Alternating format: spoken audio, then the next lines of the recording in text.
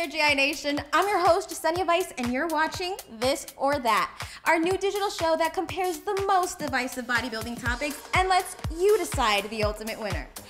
Last week, we compared strength versus size, and the winner is size.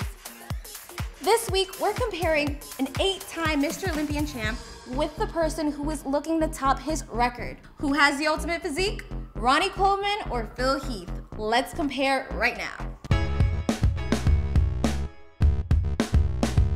So let's start by comparing some basic stats. Phil Heath currently has 12 pro bodybuilding wins under his belt. By the end of his career, Ronnie Coleman had 28 pro wins. But we need to keep in mind that Ronnie Coleman had competed for 16 years, whereas Phil Heath is currently clocked in 12. That being said, Phil Heath currently has 6 Olympian wins at the age of 37. Ronnie Coleman holds a world record of 8 Mr. Olympia wins, but when he landed his 6th Sandow Trophy, he was already 39. Looking at the quick overview, it would seem that Phil Heath would have no problem breaking the 8-time Mr. Olympian record. This would put him at the longest reigning champion in bodybuilding history. Of course, that doesn't necessarily make him a better bodybuilder than Ronnie Coleman, does it? It can be argued that Ronnie Coleman had some of the toughest competition in the history of the sport, and he still managed to land on top. On the other hand, the only person to ever come close to showing up to Phil Heath is Kai Greene, and he doesn't even compete anymore. So let's take Ronnie Coleman and Phil Heath out of time for a second. If they could both compete on stage in their prime, who would win? Phil stands at 5'9" with a competitive weight of 250 pounds. This isn't necessarily important depending on who has better symmetry and conditioning. But even here, Ronnie Coleman was unstoppable.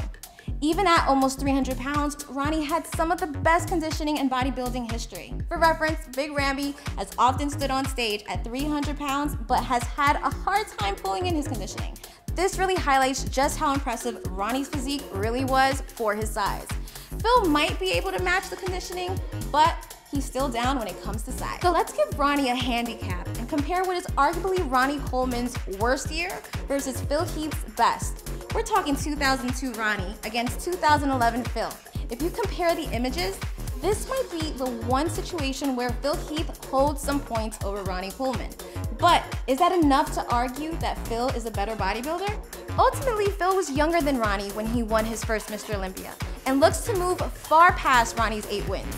He also has a pitch-perfect physique for his size, but do Mr. Olympia wins determine the best bodybuilder? Ronnie Coleman may have taken longer to get there, but his amazing conditioning at almost 300 pounds makes him nearly unbeatable, no matter what decade you compare him with. That's where you guys come in.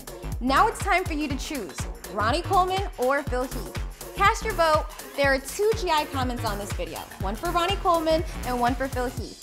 Make sure to like the comment that fits your vote, and we'll announce the winner next week. Want to see more Generation Iron original videos? Make sure to subscribe to our official YouTube channel and follow us on Facebook and Twitter. Until next time, I'm Jasenia Vice. Peace out.